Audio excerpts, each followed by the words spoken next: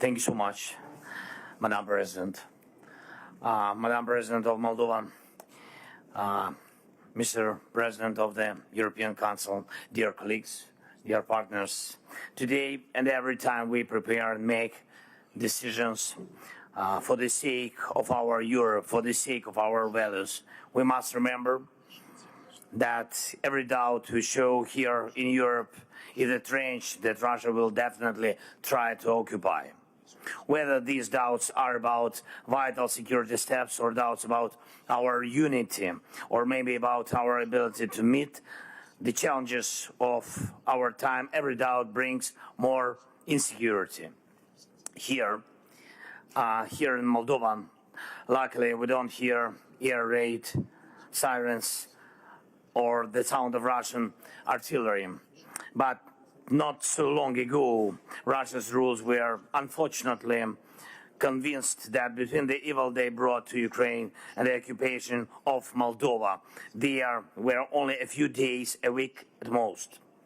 And now they think the same way. But we act, we all, and this brings more security. Since February 24th last year, the limits of security in Europe have in fact been the limits of our determination, our ability to act together for the sake of the interests of our peoples and the whole Europe. As much as we can reject doubts, we can reject the evil of aggression. There is no one among us who does not know what solutions Europe needs really now. The first is a full-fledged defense against Russian terror, both on the ground and, of course, in the sky. Russian missiles claimed the three more lives this night in our capital, in Kiev, 10 injured, 1 child killed, in addition to the hundreds killed by Russian terror earlier.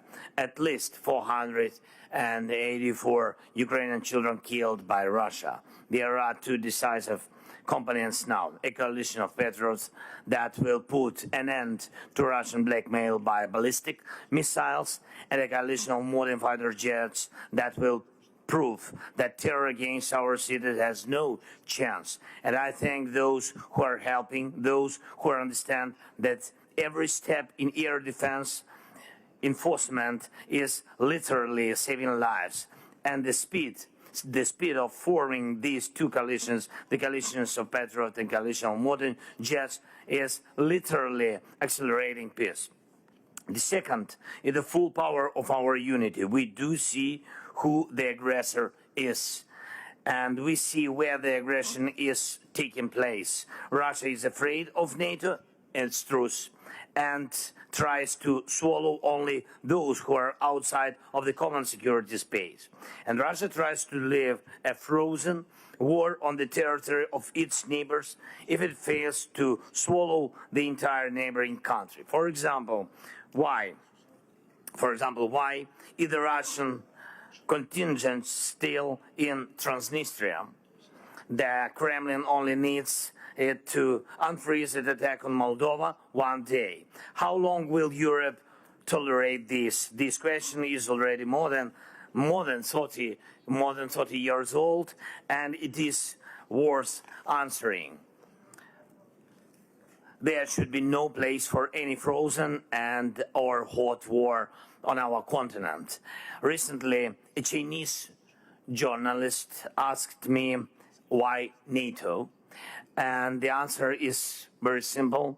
When there are no security guarantees, there are only war guarantees. We haven't heard about possibility of the security alliance between China plus NATO plus Ukraine, but we need peace. We need just peace. That is why every European country that borders Russia and that does not want Russia to tear it apart should be a full member of the EU and NATO. And there are only two alternatives to this: either an open war or creeping Russian occupation. We see what is happening in Belarus.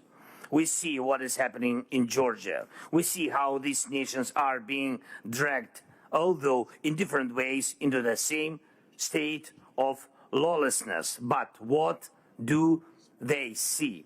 If even Ukrainians who are proving our commitment to freedom and the values of a united Europe with blood have not yet heard a clear positive answer about joining the EU and NATO, the hopes of the others are becoming completely elusive. Think about this disappointment and the disappointment of both our soldiers who are fighting for freedom and those nations for whom our struggle in Ukraine is their hope.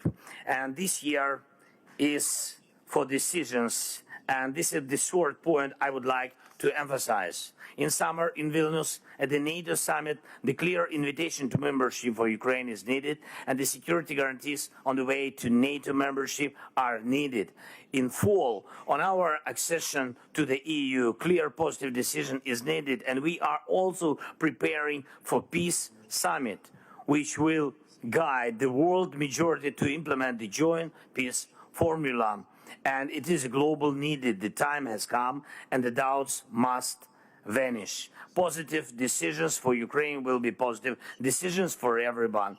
A security base is obviously for Moldova. It's very important in the long run for Georgia, and I have no doubt that over time for Belarus as well, and thus for European peace, because there will be no trench of doubt for aggression against anyone in Europe. And I thank all of you who understand that Europe must be so far-sighted to be truly peaceful. The Ukrainian approach is obvious and the most open. We openly proposed the peace formula, and its points are obvious. We speak openly about the importance of NATO and the direct link between the reduction of our doubts and the expansion of our space of real security. We openly say that only a strong air defense, namely the coalition of Patriots, namely a coalition of modern fighter jets, can defeat Russian terror. And it's real life in which we each day live and fight. This is the openness on which our Europe is based. One of our main joint principles. These are facts, obvious facts, openness and honesty. Now we need decisions. Thank you very much for invitation. Maya, thank you very much to you for hosting us, and thank you for your attention.